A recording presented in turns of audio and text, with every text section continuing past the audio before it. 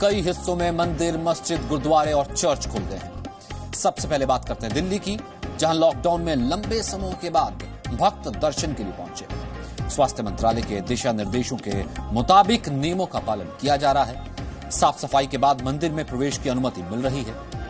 भक्तों के लिए कतार और दर्शन के दौरान सामाजिक दूरी, सोशल डिस्टेंसिंग बनाकर रखने के निर्देश दिए गए हैं, जिसका पालन किया जा रहा है। सैनिटाइजर, तापमान चेकिंग के बाद ही लोगों को धार्मिक स्थल में प्रवेश मिल रहा है। दिल्ली के तकरीबन सभी मंदिर खुल गए और कमोबेश सभी मंदिरों में श्रद्धालु भगवान के दर्शन के लिए पहुंच रहे हैं। दिल्ली का झंडे वाला मंदिर श्रद्धालुओं के लिए खुल गया। हालांकि पहले दिन श्रद्धालुओं की भीड़ नहीं देखने को मिली, फिर भी मंदिर में प्रवेश से पहले लोगों की थर्मल स्क्रीनिंग की जा रही थी। इसके बाद मंदिर में एंट्री के साथ ही प्रवेश के साथ ही लोगों को दर्शन के लिए नियम भी बताए गए। समूह में मंदिर में आने की इजाजत नहीं है। मंदिर के प्रवेश द्वार पर भगवान के दर्शन के दौरान नियमों का क्या पालन करना वो लिखा गया है, जिससे किसी को कोई दिक्कत ना हो। तो पूजा पाठ वगैरह मंदिर में सभी उसी तरह चल रहा है। केवल प्रसाद वगैरह चढ़ाने की अनुमति नहीं है और सोशल डिस्टेंसिंग रखकर ही भक्त लोग मंदिर में दर्शन कर सकते हैं। उनकी थर्मल स्क्रीनिंग होती है, उनको सैनिटाइज किया जाता है, उसके बाद ही वो मंदिर में जा सकते हैं। आरती दोनों समय होती है और उसको हम लाइव भी दिखाते हैं, ताकि जो मंदिर नहीं आ पा रहे लोग वो अपने घर पे भी बैठकर उसको देख सकते हैं। मंदिर में भक्तों का आरती के समय प्रवेश नहीं रहेगा, कोई प्रसाद भी नहीं चढ़ेगा। इस प्रकार से भक्त दर्शन तो कर सकेंगे लेकिन प्रसाद नहीं चढ़ा सकेंगे। तो दिल्ली का कालकाजी मंदिर भी, वहां पर सामाजिक दूरी बनाए रखने के लिए निशान लगाए गए हैं। राम मंदिर में 2 गज की दूरी जरूरी है। श्रद्धालुओं के फूल चढ़ाने और प्रसाद चढ़ाने को लेकर के मनाही। भक्तों की सुरक्षा के लिए सैनिटाइजर रखे गए हैं। लोग दिशा निर्देशों का पालन करें, इसके लिए मंदिर के लोग खास ख्याल रख रहे हैं। हाँ जी, देखिए, हमारा प्रयास यही है कि सरकार के द्वारा जो गाइडलाइन जारी की गई है उनका पूरी तरह पालन किया जाए। जैसे प्रवेश द्वार पे आपने देखा होगा कि सैनिटाइजिंग टनल लगी हुई है और लाइन में से एक एक करके भक्तों को छोड़ा जा रहा है और वो सैनिटाइज टनल के माध्यम से होते हुए मंदिर के तक पहुंच रहे हैं और मां के दर्शन कर रहे हैं। उसके अलावा एक ही प्रवेश द्वार है और एक ही जो निकास द्वार है, ताकि जो है किसी प्रकार की असुविधा ना हो। भक्तों से हम उनका आह्वान कर रहे हैं, उनका अनुरोध कर रहे हैं कि वो मंदिर में आएं और फूल प्रसाद ना लेके आएं, क्योंकि सरकार ने इस बार ये कहा है कि मंदिरों में फूल प्रसाद नहीं चढ़ेंगे। तो हम भी आपके माध्यम से ये उनको कहते हैं कि जब भी यहाँ आएं तो जो बुजुर्ग हैं और जो बच्चे हैं, जो बीमार हैं, वो यहाँ ना आएं, घर बैठे ही मां के दर्शन करें। वहीं दिल्ली के कनॉट प्लेस स्थित हनुमान मंदिर में प्रवेश से पहले भक्तों पर सैनिटाइजर का छिड़काव किया जा रहा है। यहाँ सामाजिक दूरी का ख्याल रखा जा रहा है। इसके लिए मंदिर के भीतर निशान लगाए गए हैं। मंदिर खुलने के पहले दिन यहाँ लोगों को हनुमान जी के दर्शन हुए। कि आपने खुद यहाँ पर देखा कि लोग कितने उत्साह हैं। 2.5 महीने के बाद जब मंदिर खुला है तो इसमें हमने लोगों को जो है, लोग आ रहे हैं, लोग पहले थर्मल स्कैनिंग हो रही है, फिर टनल्स के अंदर से अंदर बाहर आ रहे हैं लोग, फिर हैंड सैनिटाइजर की मशीन हम पे है, फिर लोग सिस्टम जो दूरियां हैं उसका पालन कर रहे हैं, फिर स्वयं आके भगवान का भोग लगा रहे हैं। और एंट्री और एग्जिट किस तरह से? एंट्री एग्जिट के लिए हमने पूरा राउंड में रखा। लोग परिक्रमा, मंदिर की एक परिक्रमा लगा के लोग यहाँ से इसी गेट से बाहर निकल जाएंगे। वहीं छतरपुर मंदिर का रुख करते हैं, जहां साफ सफाई का खास ख्याल रखा जा रहा है। शक्तिपीठ मंदिर खुलने से पहले दिन पूरे परिसर को सैनिटाइज किया गया। सीमित संख्या में श्रद्धालुओं के आने की इजाजत है। सामाजिक दूरी के साथ साथ तमाम दिशा निर्देशों का पालन किया जा रहा है। दिल्ली सरकार ने लॉकडाउन की कुछ शर्तों के साथ अनुमति दी है।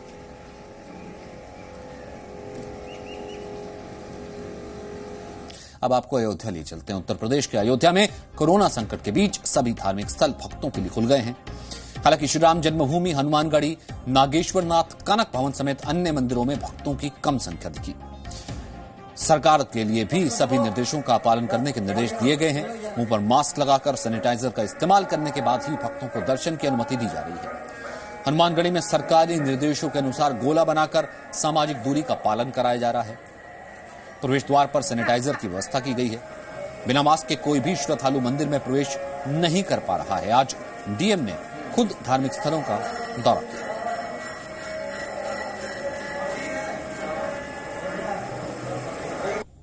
जो हमारे सभी धर्मगुरु हैं, मुस्लिम धर्मगुरु भी और सभी जो मंदिरों के जो महंत हैं, संत हैं, उन सबके साथ हमारी बैठक हुई, वार्तालाप हुई और उसमें जो श्रद्धालुओं का जो आना प्रारंभ होगा, कपाट खुलेंगे, उसके संबंध में विस्तृत चर्चा उनसे हुई कि उसमें क्या प्रोटेक्शन लिया जाना है, किस प्रकार से सोशल डिस्टेंसिंग के मानकों का पालन किया जाना है, मास्क सबके लिए अनिवार्य है और उसमें गेट के बाहर जो ही थर्मल स्कैनिंग की व्यवस्था और हैंड सैनिटाइजेशन की व्यवस्था, इन सब चीज़ों पे सभी हमारे जो संत महंत हैं उनसे बात हुई थी और उसी के अनुरूप जो है सारी व्यवस्थाएं प्रत्येक मंदिर में कराई गई हैं।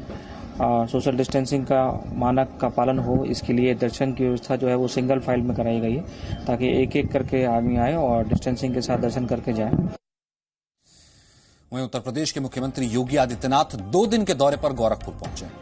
मुख्यमंत्री योगी आदित्यनाथ ने गोरखपुर मंदिर समेत गोरखनाथ मंदिर परिसर में स्थित सभी छोटे बड़े मंदिरों के दर्शन किए।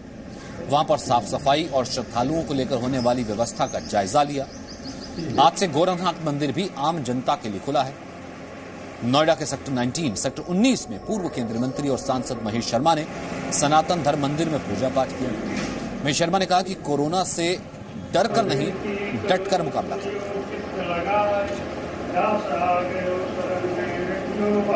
देखिए, ये मंदिर मेरे जीवन का अनन्य अंग रहा है। 37 वर्षों से मैं इस मंदिर में कभी इतना नहीं हुआ कि मैं 70 दिन तक ना आया हूं। मेरी भावनाओं का केंद्र है, आध्यात्म का केंद्र तो है ही।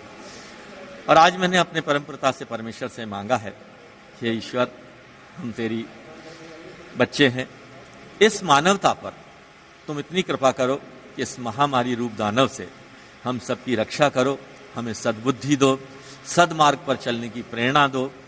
आज उसी रूप में हमारे प्रधानमंत्री नरेंद्र मोदी जी ने सही समय पर फैसला लेकर देश को एक अनर्थ की तरफ जाने से बचा लिया है। मैं समझता हूं देश आगे बढ़ेगा, ईश्वर की कृपा ये हम पर रहेगी।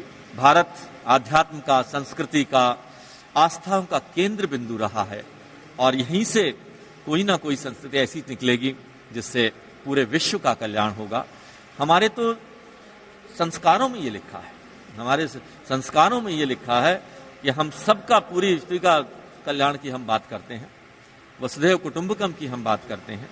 अगर मेरे चिकित्सा के अगर मूल मंत्र को हम माने तो मैं समझता हूं उसमें भी यही है कि हम सबके कल्याण की बात करते हैं और ईश्वर की कृपा आज हम पर है और ये कृपा और आगे बढ़े। रुक करते पश्चिम बंगाल का, जहां पर 30 जून तक लॉकडाउन बढ़ा दिया गया है। हालांकि मिजोरम में भी 2 हफ्ते तक इसे बढ़ाया गया है, लेकिन पश्चिम बंगाल ने, वेस्ट बंगाल ने अब इसे 30 जून तक बढ़ा दिया है। हालांकि बंगाल में मंदिरों में दर्शन अलाउड है और दर्शन के लिए सीमित छूट, लिमिटेड छूट दी गई है। पश्चिम बंगाल में शादियों के लिए भी सिर्फ 10 से 25 लोगों को ही आने की अनुमति है। इन नियमों के साथ हम ये कह सकते हैं कि 30 जून तक वेस्ट बंगाल में लॉकडाउन को बढ़ा दिया गया है। मिजोरम में भी 2 हफ्ते तक लॉकडाउन को बढ़ा दिया गया है।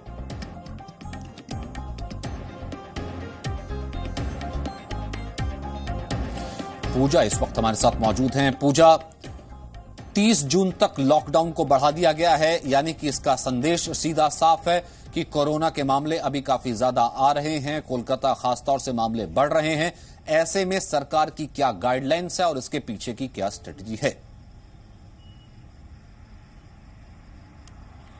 सचिन, सबसे पहले तो आपको बता दें कि हर रोज जो है कोरोना वायरस के संक्रमण के जितने नए केसेस हैं वो महानगर कोलकाता की बात करें तो कई गुना ज्यादा रिपोर्ट हो रहे हैं, क्योंकि हर ऑल्टरनेटिव डे या फिर कह सकते हैं कि हर दिन जो है जो सिंगल डे स्पाइक देखने को मिल रही है। तो हर दिन जो है कोरोना वायरस के नए केसेस अपने रिकॉर्ड तोड़ रहे हैं। और इस बीच राज्य सरकार का मैसेज क्लियर है, क्योंकि अभी भी कुछ ऐसे लोग हैं जो बाहर निकल रहे हैं बड़ी संख्या में, जो एसेंशियल सर्विसेज से नहीं जुड़े हैं या फिर दफ्तर नहीं जा रहे हैं, भीड़ कर रहे हैं, सोशल डिस्टेंसिंग नॉर्म्स का पालन नहीं कर रहे हैं। लिहाजा राज्य सरकार ने आज ये ऐलान किया है कि 30 जून तक जो है इसे एक्सटेंड किया जाएगा लॉकडाउन को। लेकिन ये अहम बात होगी कि ये लॉकडाउन जो है सिर्फ रेड जोन या फिर हॉटस्पॉट्स में होगा। इसमें थोड़ा सा बदलाव किया है राज्य सरकार ने। पहले अगर किसी बिल्डिंग में पॉजिटिव केस निकलता था तो वो लोग पूरा इलाका या फिर वो पूरी लेन को बैरिकेड कर देते थे, सील कर देते थे। लेकिन अब माइक्रो रिपोर्टिंग के द्वारा जो है यहाँ पे सीलिंग की जाएगी, सिर्फ उस बिल्डिंग को सील किया जाएगा। उसके अलावा 3 और रियायतें दी गई है आज राज्य सरकार की ओर से, क्योंकि धार्मिक स्थलों को खोलने की पहले ही अनुमति दे दी गई थी, लेकिन एक समय पर सिर्फ 10 लोगों की मौजूद रहने की अनुमति थी, उसे बढ़ाकर फिलहाल 25 लोगों के तक किया गया है। एक समय पर धार्मिक स्थलों पर 25 लोग हो सकते हैं। उसके अलावा शादी ब्याह की अगर बात करें तो मैरिज सेरेमनी में 25 लोग मौजूद हो सकते हैं। और तीसरी रियायत ये है, फ्यूनरल या फिर लास्ट राइट्स के दौरान भी 25 लोग जो है मौजूद हो सकते हैं। तो ये 3 नई रियायतें दी गई है। हालांकि पहली रियायत जो थी धार्मिक स्थलों की, उसमें थोड़ा सा बदलाव किया गया है और आज खुद मुख्यमंत्री ममता बनर्जी ने इसका ऐलान किया। बहुत बहुत शुक्रिया पूजा मेहता इस जानकारी के लिए। मुख्यमंत्री ने खुद इसका ऐलान किया। अब रुक करते दिल्ली का, जहां दिल्ली के उपराज्यपाल अनिल बैजल ने दिल्ली के मुख्यमंत्री अरविंद केजरीवाल का फैसला पलट दिया है। उपराज्यपाल ने दिल्ली सरकार के उस फैसले को पलट दिया जिसमें कहा गया था कि दिल्ली के अस्पतालों में केवल दिल्ली वालों का इलाज होगा। उपराज्यपाल अनिल बैजल ने अधिकारियों को आदेश दिया है कि वो इस बात को सुनिश्चित करें कि किसी भी मरीज को स्वास्थ्य सेवाएं देने से इस आधार पर मना नहीं किया जाए क्योंकि वो दिल्ली का निवासी नहीं है।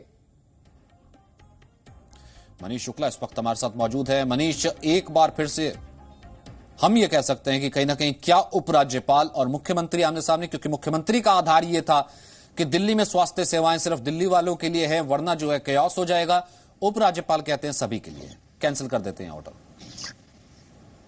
जी हाँ सचिन, देखिए जाहिर तौर पर इसको लेकर के एक विवाद बढ़ाएगा। केजरीवाल इस पर रिएक्ट कर सकते हैं, दिल्ली सरकार रिएक्ट कर सकती है, लेकिन जब से केजरीवाल ने यह फैसला लिया, भले वो ये कहते रहे कि हमने दिल्ली वालों की राय ली, लेकिन दिल्ली एक ऐसा शहर है जहां पर पूरे देश के लोग रहते हैं और ये काफी कुछ लोग इसको इनह्यूमन मान रहे थे कि अगर किसी कोई बीमार है, किसी के घर का कोई शख्स अस्पताल जाना चाहता है और दिल्ली सरकार के हॉस्पिटल, प्राइवेट हॉस्पिटल उसका एडमिशन नहीं करेंगे, उसका इलाज नहीं करेंगे, ये एक तरीके से काफी इसको लेकर के सवाल पूछ रहे थे। और जाहिर तौर पर एलजी ने जो ये फैसला लिया, जिसकी कॉपी केजरीवाल को भेज दी गई है, दिल्ली सरकार को भेज दी गई है, जिसमें उन्होंने यही बात साफ कही है कि ऐसे वक्त में ये जो फैसला है वो सही नहीं है और किसी को भी इलाज से वंचित नहीं किया जा सकता। उसमें उन्होंने ये मेंशन नहीं किया है कि चाहे दिल्ली का हो चाहे दिल्ली के बाहर का हो, ये इसमें साफ कर दिया गया है कि कोई भी कहीं का हो, अगर दिल्ली के अस्पताल में जाता है, अगर वो बीमार है, उसको इलाज की जरूरत है, तो उसको तुरंत एडमिट किया जाए।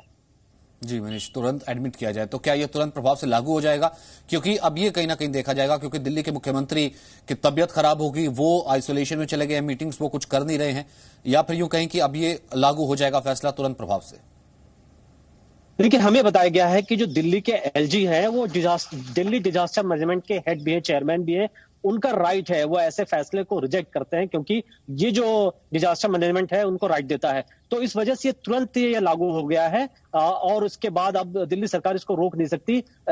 ये अलग बात है कि किसी और ग्राउंड पर एक बार फिर से दिल्ली सरकार इस तरीके की कोशिश की, जाहिर तौर पर इसको एक्सेप्ट करना होगा, लेकिन जरूर दिल्ली की सरकार जो केजरीवाल हैं वो आरोप जरूर लगा सकते हैं कि ये सब कुछ सेंटर के कहने पर, केंद्र सरकार के इशारे पर उपराज्यपाल काम कर रहा है। शुक्रिया फिलहाल इस बातचीत के लिए। जैसा कि मैंने आपको बताया, दिल्ली के मुख्यमंत्री अरविंद केजरीवाल की तबियत खराब हो गई है। केजरीवाल को बुखार और गले में खराश है, इसके बाद उन्होंने खुद को आइसोलेट कर दिया। दिल्ली के मुख्यमंत्री का मंगलवार को कोरोना वायरस की उनकी जांच होनी है। रविवार को बुखार आने के बाद अरविंद केजरीवाल ने सभी बैठकें रद्द कर दी थी, वो किसी से मुलाकात नहीं कर रहे हैं। केजरीवाल को मधुमेह की भी शिकायत है। केजरीवाल ने रविवार को संवाददाता सम्मेलन को भी संबोधित किया था। इसमें उन्होंने दिल्ली की सीमाएं खोलने, अस्पतालों में इलाज समेत कई महत्वपूर्ण ऐलान किए थे।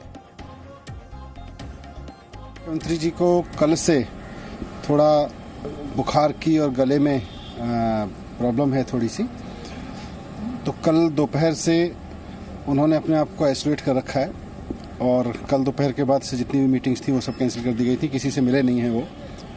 उनका डॉक्टर्स ने एडवाइस किया है कि कल उनका फिर हम कोरोना का टेस्ट कराएंगे और उसके बाद ही इस पे कुछ कह पाएंगे कि क्या प्रॉब्लम है। पर हम सब ईश्वर से प्रार्थना कर रहे हैं कि वो सकुशल रहें और जल्दी से स्वस्थ होकर वापस उसी तरह काम पे लौटें जैसे वो दिल्ली के लिए करते रहें। कल दोपहर से ही बैठकें जो है वो कैंसिल हो गई हैं और कल यानी आने वाली 9 तारीख को कल उनका टेस्ट होगा। एक तरफ वो डायबिटीज के भी पेशेंट हैं बहुत लंबे समय से, तो इसलिए डॉक्टरों ने सलाह दी है कि अभी किसी प्रकार की कोई बैठक न करें, अपने आप को आइसोलेट रखें, घर में अलग रखें और कल उनका कोरोना टेस्ट होगा उसके बाद जांच रिपोर्ट जो आएगी उसके आधार पर पता चलेगा। मैं प्रभु से प्रार्थना करता हूं कि सब कुछ ठीक निकले। तो अरविंद केजरीवाल की तबीयत खराब और बीजेपी नेता मनोज तिवारी ने उनकी सेहत के लिए भी प्रार्थना की है। उत्तर पूर्वी दिल्ली लोकसभा सीट से सांसद मनोज तिवारी आज कनॉट प्लेस स्थित हनुमान मंदिर पहुंचे थे। मंदिर में उन्होंने बजरंगबली के दर्शन किए। इसके बाद बाहर आकर मीडिया से बातचीत की। अरविंद केजरीवाल जी का थोड़ा सा कुछ सिम्टम ऐसे आए हैं कि शायद वो क्वारंटाइन होने की प्रोसेस में हैं। मैंने हनुमान जी से प्रार्थना किया कि अरविंद केजरीवाल जी को उनको भी स्वस्थ रखें और वो स्वस्थ रहें और दिल्ली को स्वस्थ रखने में अपनी जो भूमिका है उसका निर्वाह करें। वहीं दिल्ली और दिल्ली के आसपास के इलाकों में आज दोपहर को फिर से भूकंप के झटके महसूस किए गए। आज आए भूकंप की तीव्रता 2.1 थी, जिसका केंद्र हरियाणा का गुरुग्राम था। भूकंप में किसी नुकसान की कोई खबर नहीं है। जानकार मानते हैं कि दिल्ली के आसपास जो लगातार भूकंप आ रहे हैं, किसी बड़े खतरे की यह चेतावनी हो सकती है, क्योंकि उसका एपिसेंटर भी दिल्ली के कई इलाके और दिल्ली के आसपास ही काफी दिनों से हो रहा है। पिछले 2 महीने से लगातार भूकंप के झटके चले आ रहे हैं। 2 महीनों में 16 भूकंप के झटके महसूस किए गए। दिल्ली और आसपास के क्षेत्र में पिछले 2 साल में करीब 200 बार भूकंप आया है। इस क्षेत्र में 8 बार ऐसे भूकंप आए हैं जिनकी तीव्रता 5.6 रही। वहीं 64 बार ऐसा 4.2 से 4.9 के बीच। और जानकारों के मुताबिक भविष्य में बड़ा भूकंप भी आ सकता है। ये उसकी चेतावनी हो सकती है। भविष्य में आने वाले भूकंप की तीव्रता 7 से 7.8 तक हो सकती है। भूकंप के लिहाज से दिल्ली हरिद्वार क्षेत्र सबसे अधिक संवेदनशील है, सेंसिटिव है।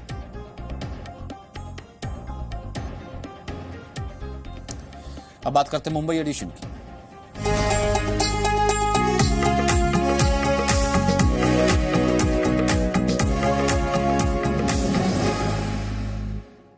नमस्कार, मैं हूं सिमरन कौर। आप देख रहे हैं जी न्यूज का मुंबई एडिशन। मुंबई की खबरों में आज 2 बड़ी खबरों पर बात होगी। पहली बड़ी खबर है मिशन बिगिन अगेन के तीसरे चरण की शुरुआत, जिसके तहत आज से मुंबई में सरकारी और निजी कार्यालय खुल गए हैं। तीसरे चरण के पहले दिन कैसी रही मुंबई की रफ्तार, हम आपको दिखाएंगे। वहीं दूसरी बड़ी खबर धारावी से है, जहां हालात तेजी से सुधर रहे हैं। इन दोनों बड़ी खबरों के लिए आप अगले 15 मिनट तक जी न्यूज के साथ बने रहिए।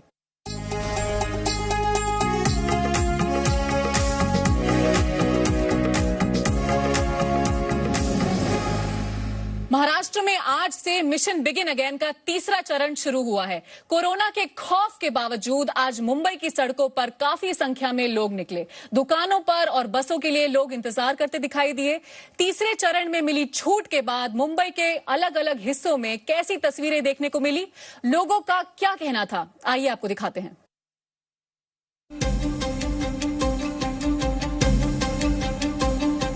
मुंबई के वेस्टर्न एक्सप्रेस हाईवे पर गाड़ियों का यह हुजूम सुबह से दिखने लगा।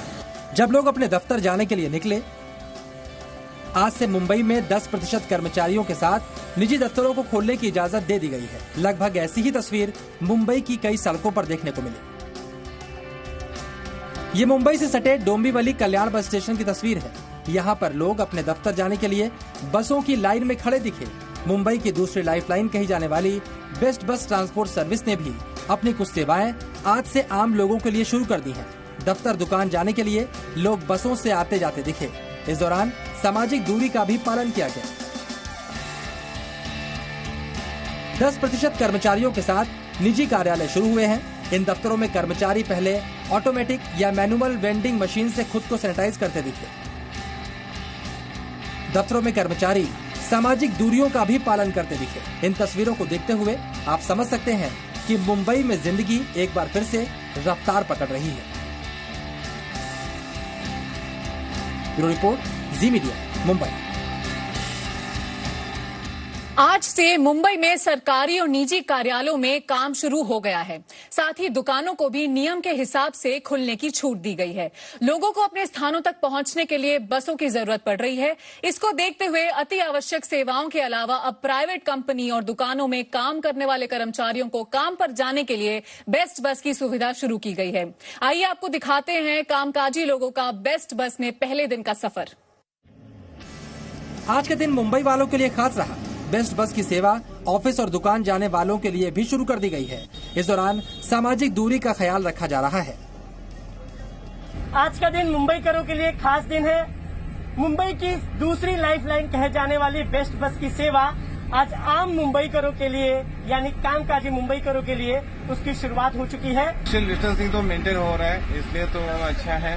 मैं 2 महीने घर पे था, 2 महीने आज पहले ऑफिस जा रहा हूँ। ऐसा लग रहा है सब कुछ नॉर्मल हो रहा है धीरे धीरे। वो तो सब हो जाएगा, नॉर्मल हो जाएगा। आम दिनों में बेस्ट की 3000 बसों में रोजाना 31 लाख लोग सफर करते थे, लेकिन कोरोना काल में 2132 बसों में सामाजिक दूरी के साथ 64,000 यात्रियों को सफर करने की इजाजत दी गई है। इससे पहले लॉकडाउन के दौरान बेस्ट की बसों में जरूरी सेवा देने वालों को सफर करने की इजाजत थी और इस दौरान उसके 350 कर्मचारी कोरोना से संक्रमित हुए। हालांकि इसमें से ज्यादातर अब ठीक हो चुके हैं और बसों के ये कर्मचारी पहले से ज्यादा सावधानी बरत रहे हैं। पालन तो करना पड़ेगा ना, जैसे कि हर एक सीट पे एक पैसेंजर और 5 स्टैंडिंग का हमको बताया गया है। उस नियमों का हम पालन करते हैं और क्या कर सकते हैं। सबको तो हम लोग यही बताते हैं कि सोशल डिस्टेंसिंग का पालन करो, मास्क लगाओ। अगले कुछ दिनों में इन बसों की संख्या बढ़ाई जा सकती है। अब ये बसें ठाणे, पनवेल, बालपुर और विरार जैसे शहरों में भी चल रही हैं। नित्यानंद शर्मा, जी मीडिया, मुंबई। मुंबई सहित आसपास के इलाकों में आज से निजी कार्यालयों को 10% कर्मचारियों के साथ शुरू करने की इजाजत दी गई है। हालांकि फिलहाल उन्हीं कर्मचारियों को कार्यालय आने की इजाजत दी गई है जिनके पास अपनी गाड़ी है। कार्यालयों के लिए भी कई नियम तय किए गए हैं। आइए हम आपको दिखाते हैं मुंबई में आज से खुले कार्यालयों का हाल। कोरोना ने जिंदगी की तस्वीर तो बदल ही दी है, लेकिन तस्वीर अब बदल गई है प्राइवेट ऑफिस की भी। मैं आपको तस्वीर दिखा रहा हूं एक ऐसे ही कॉर्पोरेट ऑफिस की, जहां पर आप देख सकते हैं कि किस तरीके से अंदर आने के बाद सबसे पहले आपको सैनिटाइजर दिखाई देगा। हालांकि मुंबई समेत महाराष्ट्र में आज से 10% स्टाफ के साथ प्राइवेट ऑफिस को शुरू करने की मंजूरी दी गई है। यही वजह है कि आज आपको बहुत सारे कैबिन कुर्सियां अब भी खाली दिखाई देंगी, क्योंकि जो बेहद जरूरी जो स्टाफ है इस 10% में उन्हें ही जो है बुलाया गया है, जो या तो अपने प्राइवेट गाड़ियों से पहुंच सकते हैं या जिनके लिए पिकअप ड्रॉप फैसिलिटी अरेंज की जा सकती है, उन्हें बुलाया जा रहा है। आप देखेंगे कि ऑफिस में कैसे एक कुर्सी छोड़ करके दूसरी कुर्सी पर स्टाफ बैठ करके सोशल डिस्टेंसिंग का फॉलो करते हुए चेहरे पर मास्क पहने हुए काम कर रहा है। तो ये न्यू नॉर्मल है, ये तस्वीर है मुंबई के दफ्तरों की। पहले जब आप घर से बाहर निकलते थे तो आप सोचते थे कि आपके जेब में रुमाल है या नहीं, मोबाइल है या नहीं, वॉलेट है या नहीं, लेकिन अब जो स्टाफ है वो सोचता है कि हमारे पास मास्क, ग्लव्स, सैनिटाइजर्स है या नहीं। मुंबई के धारावी में हालात ठीक होते नजर आ रहे हैं। 30 मई से 7 जून तक इलाके में कोरोना से एक भी मौत नहीं हुई है। बीएमसी ने धारावी में कोरोना की रोकथाम के लिए कड़ी मेहनत की है, लेकिन सवाल ये है क्या महाराष्ट्र सरकार दूसरे हॉटस्पॉट इलाकों में भी वैसा ही काम करेगी जैसा धारावी में किया गया? कोरोना को रोकने के लिए सरकार और क्या क्या कदम उठाने जा रही है, आइए देखते हैं ये रिपोर्ट। धारावी एशिया की सबसे बड़ी झुग्गी झोपड़ी वाली बस्ती मानी जाती है। महाराष्ट्र में कोरोना का हॉटस्पॉट भी। 2 हफ्ते पहले तक हालात ये थे कि जितने केस अकेले धारावी में थे उतने तो देश के कुछ राज्यों में भी नहीं थे। अप्रैल और मई के महीने में धारावी में कुल 1912 संक्रमित पाए गए। हालांकि इनमें से 940 ठीक हो गए। धारावी में अब तक कोरोना से 71 लोगों की मौत हुई है, मगर अब हालात सुधरे हैं। पिछले 31 मई को एक दिन में धारावी में 34 कोरोना संक्रमण के मामले ही सामने आए, जबकि रविवार के दिन तो सिर्फ 1 कोरोना संक्रमित पाया गया। धारावी में कोरोना संक्रमितों के ठीक होने की दर 50% से भी अधिक है। पहले दिन से ही हमने स्क्रीनिंग पे काफी ध्यान दिया कि जैसे ही छोटे छोटे केसेस आना शुरू हो गया, हमने तभी से हमें अंदाजा आ चुका था कि अगर एक बार ये चीज फैल गई तो बहुत बुरी तरह से फैलेगी और उसको डेथ रेट कंट्रोल करना बहुत मुश्किल हो जाएगा। आज मुंबई एडिशन में बस इतना ही। रोज शाम 7 बजे जी न्यूज से जुड़िए, क्योंकि मुंबई और महाराष्ट्र की खबरों का ये इकलौता शो है जहां आपको मुंबई की सभी बड़ी खबरें मिलेंगी।